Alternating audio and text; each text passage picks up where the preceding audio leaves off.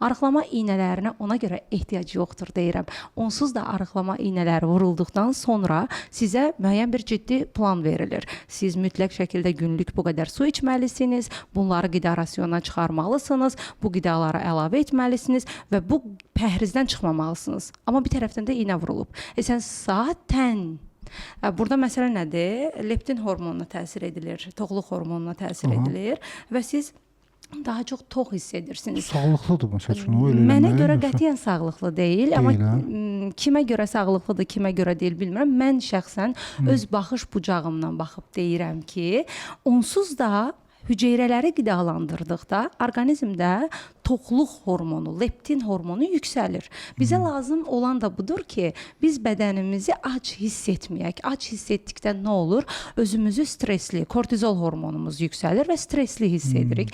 Və bu zamanda bütün daha çox yağlı, şirniyyatlı, şirin olan qidalara üstünlük veririk də. Daha çox tortlar alıb yeyəcək, şokoladlar istəyəcək bədən və s. Çünki artıq dediyimiz kimi emosional aclıq yaranır, orqanizmdə kortizol yüksəlir. Buna görə də düzgün formada orqanizmə uyğun qidalandıqda nəticədə hüceyrələriniz qidalanır.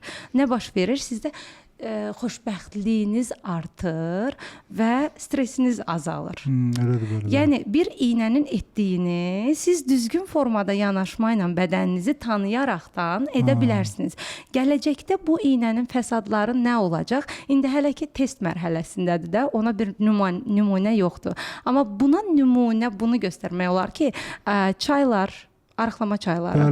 Əvvəllər arıqlama çayları var idi, indi də bu çıxdı. Çünki artıq insanlar arıqlama çaylarının fəsadlarını gördülər və artıq ondan uzaqlaşırlar.